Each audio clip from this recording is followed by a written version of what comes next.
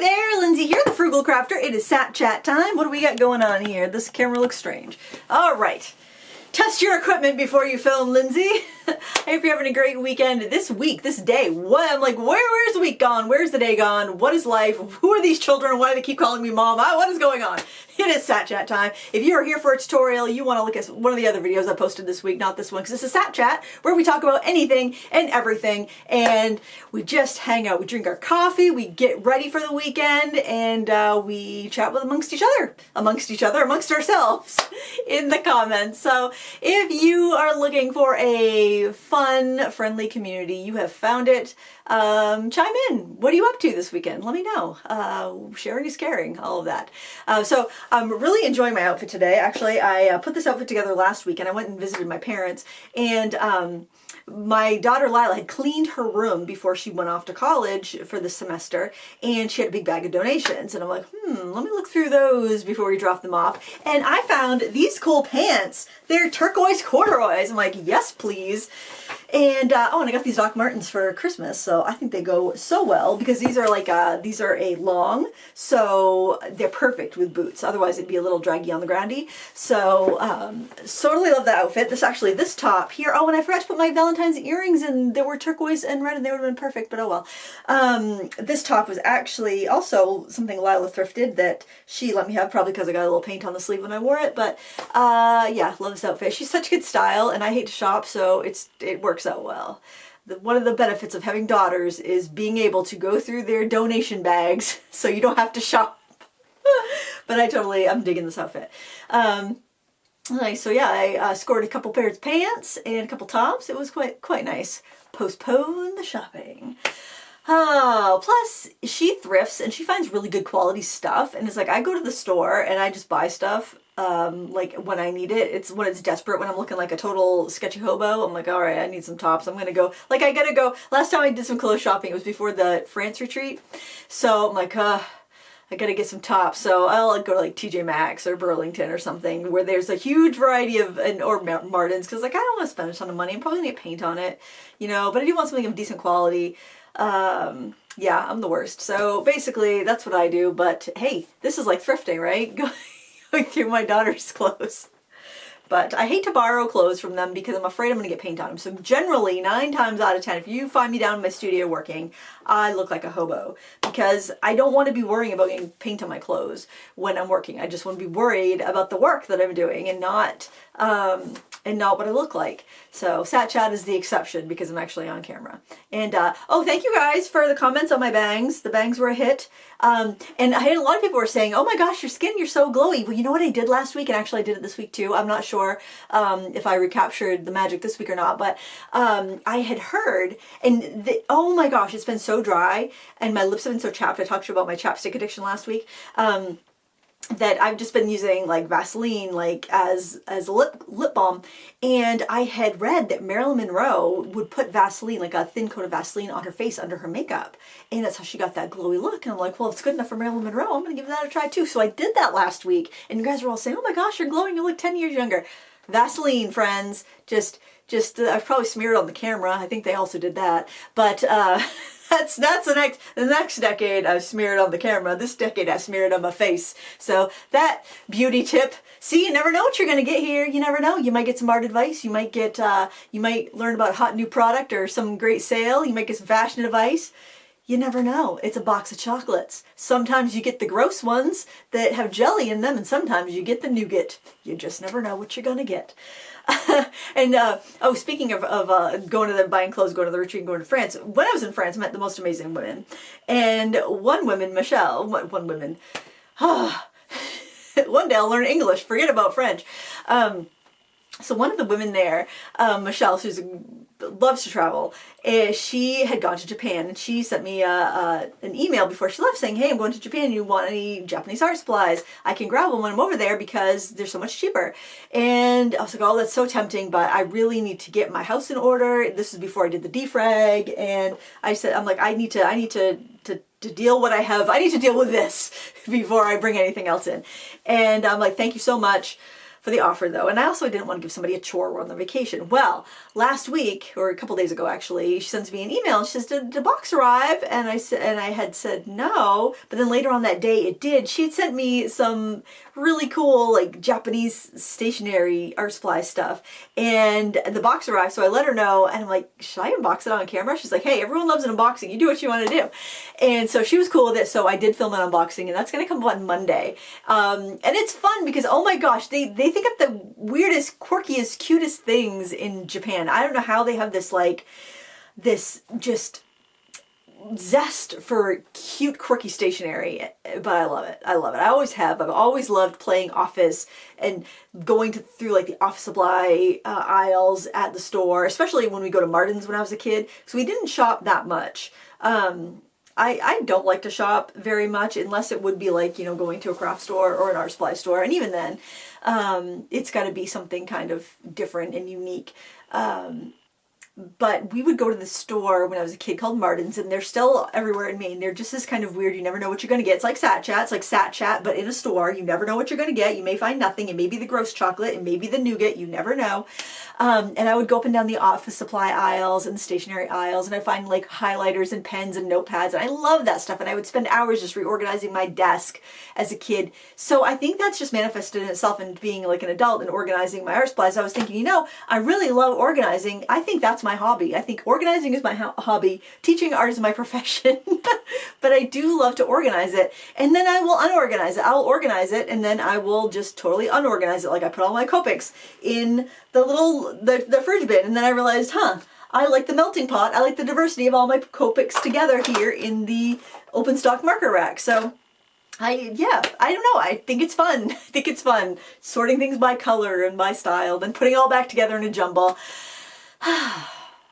It's kind of silly though. It's kind of like being a hamster on a hamster wheel, but I guess if you enjoy it, what's the harm, right? I don't know. As long as I'm getting all my other tasks done, I guess there's not really much harm in it. So anyway, that was really fun. So I filmed that. That's going to be coming up on Monday, like I said. And I've also been just kind of charging into a lot of the things on the to be reviewed pile, because I have one of those making memories. Is that what it is? No, it's not making memories. It's we are memory keepers. There is like 6 trays, and they're in like a rack, and so you can sort things by project. It's a project cart, I think is what it's called. But right now it's just covered with stuff that needs to be reviewed. And I got a couple of reviews done this week. I got the Ohuhu color pencil review done. That's going to be up in a few weeks. And but then when I was doing that, I was like, boy, these remind me, because they claim to be light fast. And I was wondering, I wonder if they are like the Woomer pencils that I got like 8 months ago, and I just hadn't gotten around to reviewing them. I played with them a bit, and I really liked them, but I was kind of like I wasn't feeling like I had the stamina to do a color pencil review, because they take a lot of time. Color pencil work is slow, and trying things out on different papers, and just to do a really good review. And then I got kind of burned out on reviewing budget colored pencils, because there's many that I've reviewed in the past where they're either no longer available, they're no longer being made, or the quality has changed. And it's like, I don't want to put a review out that's going to be absolutely non-relevant in 6 months. I want to if I'm going to put that kind of time into something, then I want it to be evergreen, right? A review should be pretty evergreen, and a lot of these budget companies just don't stick around. I think Woomer's going to stick around because they've started to release some watercolor sets. They're like a lot of different companies are doing the private label thing. Their pencils, I have not encountered their pencils before. Those pencils I thought they were similar to Ardex, but using them side by side, they're softer than Ardex. The barrel feels a little bit thicker to me than Ardex. They actually feel a little bit thicker than Prismacolor to me. No breakage whatsoever, and they're as soft as Prismacolor, but they're not quite as pigmented. They're pretty close. They're like about 90% close in pigmentation, but 72 colors for $30. Of course, price could change, but right now that's what they are, and I do recommend them. But I'll put that, I will put that link in the video description in case you want to check it out. There was a 10% coupon on it, so it's a really great deal. I want to just say they're very soft, and so they're more for blending and less for layering. Those are the type of pencils I prefer. They're more of a wax-based pencil. They're more opaque. I like to use them I like to use pencils on top of watercolor, on top of markers. They're really good for that. They're more opaque than the Art X, and they're softer than the Art X. They're probably the closest to a Prismacolor that I've used, and they're less breakable than Prismacolor and less breakable than ChromaFlow. So they're a good pick. They're a really good pick, especially if you have any arthritis and like you have a lot of fatigue when you color with colored pencils. They're very soft, and I've used them on slick paper and on textured paper. They work equally well. But I'll have a full review in a couple of weeks, but I just want to let you know because a lot of times when I review stuff, the price goes up or they sell out. And I'm not saying that to be like, I'm so great, look at me, I can make that fly off the shelves. That's not what I'm saying at all. But last weekend I mentioned the, where are they? I don't know what I did with them. The Phoenix professional watercolors, and I mentioned them in SatChat because I had a feeling they might sell pretty quickly. And I knew I was going to be linking to, because they sponsored the video that was on the watercolor canvas, and I was going to be linking directly to their website. And so I knew Amazon had a coupon on them at the time and had a good price, so I mentioned them on SatChat because I knew they were going to go fast. I want to make sure that SatChatters got a chance to see them because you guys are my peeps. You're here for me every week. I love it. And I want to make sure you knew about that deal because the Sat Chat gets pushed and people watch Sat Chat, but the tutorials don't always get watched. Sometimes when I mention that the tutorial's coming on Sat Chat, then it will get watched. But the way YouTube works is that it'll send a video out to some of your viewers, and then if they click and watch, then it'll send it up to more of your subscribers, and if they click and watch, then it will send it out to the general public. So SatChat gets a pretty good, like, a pretty good amount of you guys clicking and watching, I think, because a lot of people are off on Saturdays. I know it comes up at 7 a.m. Eastern time. So that video is probably my most watched video of the week, generally. So you might miss, like, if I found some really great deal or something like that. But anyway, it was like Winsor & Newton professional quality for like a quarter of the price. It was unreal. And within a couple hours of SatChat going up, the price went up $5.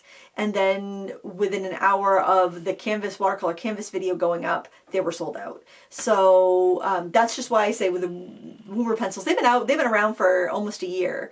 So it's not a brand new product, but the price is good. It's actually cheaper now than when it first came out, I think, and there's a coupon on it. So do you need soft pencils? If you do, there you go. If you don't, then just disregard that. This actually isn't the first time I recorded this, but I had a big like brain fart in the last one. So I'm like, oh, I probably could have let it slide, but I was just like, oh no, just re-record it, Lindsay. So that's what I'm doing. And it's hard when I have to do that because I forget what I've talked about and what I haven't talked about. And excuse me. So after I'm done filming this, what I'm going to do is I'm going over to the Room of Hoard and I'm going to set up a printmaking buffet because I'm having a printmaking party tomorrow and we're going to do jelly printing. And my friend, do you remember back in the day when I did Ask a Crafter? You remember Kathy? So Kathy's going to come over, and so is Karen, who you've seen me post stuff. Well, you saw, like, I did a video last time Karen came over and we did jelly prints. She has tons of jelly prints on her channel, Karen Clark Creations. And so she's coming over, and so is Angela Clark, no relation. And she's going to, and she's from Clark Fine Art on YouTube, and we're all going to do printmaking. And maybe Shauna from Caution Artists at Play will come in via Zoom or via something, and we'll have to just put her up on, we'll have to put her on a shelf, Shauna on a shelf. And we're gonna make prints. So what I'm thinking is, because I'm usually woefully unprepared when I'm just going to do gel printing for myself, or if it's just me and a friend, but where I'm having 3 people over, it's gonna be 4 of us in total, I feel like I need to be kind of prepared and have things laid out so it's not just utter chaos. It'll be somewhat chaotic, but I'm going to pull out the papers. I've got some oak tag. I've got deli paper. I think I used up all my general purpose cardstock. So I just want to pull out stuff and have it in stacks. And oh, I've got some, you know what works really well for printmaking is the Blick sulfite drawing paper. I don't know what it is about that paper, but it works really well for printmaking. So I want to get a stack of that out, and I want to pull everything out of storage and have it out because I always forget something, and then I go to go root around and find it. I'm getting paint on everything. I'm getting paint on papers that I'm not using yet. So I want to avoid that, and also make it so people don't feel like they have to ask where stuff is. I just want everything easy to find. And then I want to put, like, I want to have the main table where we're going to work, I want to have all the supplies kind of out so it's really easy to get to everything, kind of like a buffet. So printmaking buffet, that's my plan to arrange today after I'm done this. Maybe I'll do a video of it. because that might be kind of fun to watch. And I love to get filmed ahead, and that's kind of what I've been doing this week, kind of getting ahead on reviews and some tutorials. And oh, let me show you this. I was playing with some acrylic markers, which I think would be actually fun on the gel plate, so I think I might bring them over to experiment with. But I was just playing with these different markers. Some had like really chunky nibs, some had finer nibs, and I did this food paint challenge thing here. I also made some plaid. Those are some videos that are coming up. Plaid is so fun with markers of varying widths, or you can use paintbrushes of varying widths and whatnot. But then, because my hobby is to organize and reorganize things and probably put them back in their original containers when I'm done, I put all of these chunky markers in here, and then I thought that might be kind of fun. I might use them more if they're like this. So the goal is to have things so I will use them more. But then if I have too much stuff out, I get overwhelmed. It's such a delicate balance. And I think I need to have like, maybe I need to take, because the ones in the center are actually in a box. If I took that out, maybe put temper sticks in the middle, then I would use those a little bit more. Temper sticks do not work well on the gel plate, FYI. But I bet gelatos might, because they don't dry. Temper sticks do dry. They don't seem to glide as well on the gel plate, but I like the temper sticks more than gelatos on paper. It's just, figuring out what you like to work with what and storing accordingly, I guess. But yeah. I did this, this was a critique club project. I don't know if it's going to show up well on camera. Maybe if I turn my light down. That was St. John's Cathedral in New Orleans. When it snowed last week, I got a photo from a friend of mine that lives down there, and I asked permission to paint it. It was fun. It was fun. The paper had gone, the sizing of the paper had gone bad though, but it didn't really affect it because it was just on the edge. So that's another thing you can do if you've got paper where the sizing has gone bad. If it's watercolor paper, you could always use it for printmaking, because that's a drier thing generally. Especially if you're doing jelly printing. Although if it has too much texture, it might not work right. But you never know. It could be a great base for a pastel or something else. So yeah, just think outside of the box and use up your stuff before it goes bad. Use your stuff. I mean, I know that I have an abundance of materials, but yet sometimes I'm like, oh, I better save it because I don't want to waste it. But if it goes bad or dries up, then it's wasted and you never got to use it. It's kind of like time. And I've been thinking about this lately because I've been watching this Instagram account, from this artist. She has a YouTube channel too. Her name is Omar Wynn, and she does beautiful sketchbooking work. And on Instagram, she's been sharing this, and I think she's probably have some of them. I don't know if all of them are videos, but she's been sharing this challenge that she's been doing, this daily drawing challenge, and she's just been setting up still lifes or just painting stuff that she sees in her house. And it is so cool. She did like eyeglasses one day, and she did she's done so many different things, and I don't know why I'm drawing a blank, but she did her watercolor palette today or yesterday, and it's just so simple and so whimsical, and yet you can just see how much practice she's getting, and you can see, she's probably getting quicker, and I mean, her skills have always seemed to be top notch, but you can get rusty and you can kind of fall out of the habit. And I always notice like a leveling up when I do a monthly challenge. So I just want to get in that habit, but I get kind of stopped by the fact sometimes, and this is funny because I will go plein air painting once a week at least in the summer, sometimes more, and I don't worry about that I'm not filming it or anything. I just go and do it and I enjoy it and I love it. But if I'm at home and I'm like sitting on the couch and the fire's going and maybe I've got something on TV and I'm just being cozy, I'm like, oh, I'd like to draw something, but then it's like, but what if it's really good? Then I've wasted it by not recording it, and then I don't do anything. And it's like I would be getting more enjoyment from a lot of shows, if it's not like too in-depth to follow, if I was sketching something while I was watching a show, while the fire was on, I would get more joy from that than just sitting there watching and scrolling on my phone, which is probably what I'd be doing, because if it wasn't a show that I'm like really engrossed in, that you need to follow, then I'd be scrolling on my phone. It'd be way better just to be sketching something, even if it is, and it's like, so I'm mad if it comes out beautifully and I didn't photograph it. Wouldn't I want it to come out beautifully anyway? Or come out well, or enjoy it. It's like, it's so silly. It's like, unless I'm optimizing, and I think we get in this mindset where everything has to be optimized or it's not worth doing. It's like, no, that's something you just be doing. You do it for fun, It's like, I don't worry that I'm not filming when I'm out plein air painting. In fact, I refuse to film when I'm out plein air painting because I don't want that to become work. I want that to be my hobby. I want that to be my enjoyment. Not that I don't enjoy work, but I don't want to be like having to set up a camera, make sure I'm in frame. I want to be, just focusing on the artwork that I'm doing. And not that the artwork, maybe it's because plein air artwork generally doesn't look as good as studio artwork, but I don't know. I just, I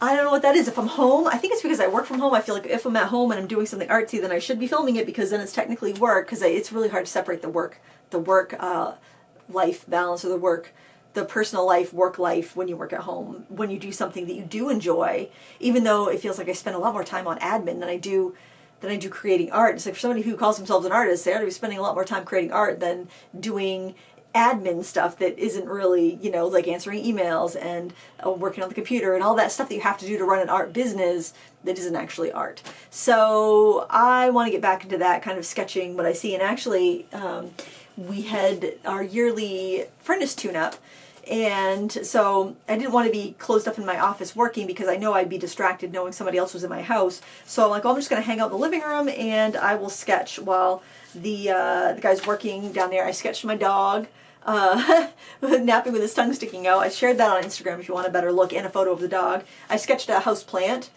and I worked on my Roomer pencil review while I was sitting up there, because I could gather information and, you know, do blending tests and things like that, swatch, all of that jazz. And it was fun, and I enjoyed it. And are the artworks the best ever? No. I was sitting on the couches. You know, I don't have everything at my disposal upstairs, but I enjoyed it. And you know what? If I like the way the art comes out, I can take a picture and post it, and then not feel like it was a total waste. Why should I feel like it's a waste? You know, I got to get out of that mindset that everything needs to be optimized, that the good is better than perfect. And I'm always saying good is better than perfect. I don't know why I have a hard time taking that advice when it comes to artwork. It's like sketching anything for half an hour is going to make you a better artist, regardless if you optimize it, regardless if it comes out good, regardless of anything. So, and I enjoy it, and that's the thing, I enjoy it so much more than scrolling on my phone. So what's the holdup, right? There's always that. I think part of it is the friction. There's a little bit of friction to go and get a art supply out, get a sketchbook, get a pencil. It doesn't have to be a lot of friction if you keep an art bag handy. This is my bag, my art bag. I've showed it before, but I have this little tiny watercolor palette in here. I've got a couple sketchbooks in the back. I've got some pens and water brushes. So this is perfect, a perfect couch companion for art. And I just need to, I need to kind of get out of that mindset where, well, you're just wasting that idea. It's like, why is it wasting an idea? Probably because I don't typically like to paint the same thing twice, but I always could. I could repaint something for a tutorial if I wanted to. But anyway, getting ahead on reviews and videos is nice, because I feel like I can be more creative, because if I don't have deadlines, if I'm not right up against a deadline, because I know I have enough stuff scheduled out on YouTube to, you know, keep the algorithm happy, then, and of course, more importantly, keep my viewership happy. You know, if something's coming up every other day, then people have something to watch and they'll come back, hopefully, as long as it's not garbage, you know, but yeah, if I have stuff filmed out ahead of time, then when I come down to my studio in the morning, I don't have to work on any particular project. I can choose to follow my curiosity and do what I feel like doing. As long as I don't get into the mindset where it's like, well, I don't have to do anything today, so I'm not going to, which I usually don't. But as long as I'm in that mindset of, I'm going to follow my curiosity today, I've got this many hours to be creative. That's where I find that sweet spot where I can enter the flow state. I can just kind of really get into whatever I want to get into. I can leave a mess at the end of the day because I shut the door. Nobody else sees this area. And then, you know, just create. But yeah, I mean, just by doing the extra drawing, I think would really help me, because it would knock the rust off. It would, you know, you hone your machine a bit. You hone yourself so that when you do sit down to draw something, you're better practiced and you can draw. You know, if you're out of practice, you're going to feel rusty. It's going to look awkward. You're going to do a lot of erasing. So, and it's something I really love and I enjoy, and I don't want to lose that, because I feel like I always have to be filming and I always have to be creating for the machine, you know? Anyway, I had nothing written down to talk about in Sat Chat, so I think it's ironic that I refilmed Sat Chat after doing a full Sat Chat, but I kind of bumbled something and it bothered me. And this is the good version. If you're watching this like, really, Lindsay, I see what you let fly. How bad was the thing you didn't let go? You didn't let post. Yeah, I'm excited to print make. I got a little nervous, actually. I always before I had kids, actually before we bought the house, when I had my apartment, when I lived alone, I had my apartment in the city, Bangor, Maine. My place was the place people came to. It was kind of this. I was the socializer. That was just, not the socialite. I was the person that like, I was the instigator. Like, hey, who wants to do this? Come on over. Hey, everybody, come on over. I was never big for going out, but I was definitely big for having people over. I loved that probably because I was broke, so I didn't want to spend a bunch of money going out. I was like, you guys can all come over here. Let's hang out and have a good time. And so. And that's great when you live in a city because you're the central hub, right? And then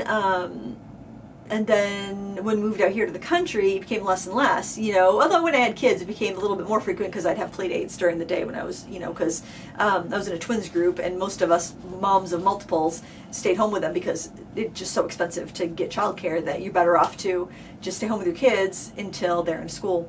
And so... yeah, but then you get out of the habit, just like you get out of the habit of drawing, get out of the habit of having people over, and then I'm like, oh my gosh, I'm having people over. Is my house clean enough? It's like, I was like, should I provide food? Oh my god, food like kind of stresses me out, providing food, like what do I make? What do people eat? What do people eat? I don't know what people eat. You know, but we're not doing food, we're not doing snacks, we're just coming here, we're doing printmaking, and so I'm a little less stressed now. It'll be a lot of fun. I don't think I'll be stressed once everybody's here, but sometimes you're kind of like, oh my gosh, I never noticed that dust there before, I never noticed that chip paint there. You start to see your house through somebody else's eyes. And honestly, I think that's why Irma Bombeck says you should throw a party every year, because that's how you get stuff done around your house. Because if you know somebody else is going to see the slovenly way that you live, you clean up your act and you make everything all shipshape before they get over here. Anyway, I think that works. And we didn't host Christmas this year, but I don't think it's too far. I don't think it's very bad actually. I just mopped the other day even. But yeah, I always wonder what are people going to think when they actually see the Room of Horde in real life. But Karen and Kathy have both seen it. It'll be Angela's first time over here. I think she'll be fine. she'll run away screaming. It's gonna be a fun weekend. I'm looking around. I'm thinking that I really need to tidy up again. When I've been in a like really creative week, like this week is just has flown by because I've been feeling very creative, been working on a lot of different things down here. It gets messy. It gets messy. Luckily, I can clean up pretty quickly. But yeah, I'm hoping to have the review pile whittled down by next week and have more things scheduled out so that I can think about beginning my oil pastel class pretty soon, because I'm really excited for that. And I feel like oil pastels are kind of having a moment lately, and that'll be fun. That'll be fun. I love it when supplies kind of get a little bit of a tailwind, because then you have better options, usually better prices, and more companies start thinking about them seriously and producing good stuff that that we can use for our art. And obviously use what you have. But that's all I have for this week. It was very disjointed. I hope you have a wonderful weekend, and let us know what you're up to in the comments below. And happy Groundhog Day, right? Is today Groundhog Day? I think it is. I think it is. So maybe that's probably why I did Sat Chat 2-3 times, because it was Groundhog Day. I'm just doing the same thing over and over and over. But this is last time. Anyway, till next time, happy crafting. Bye.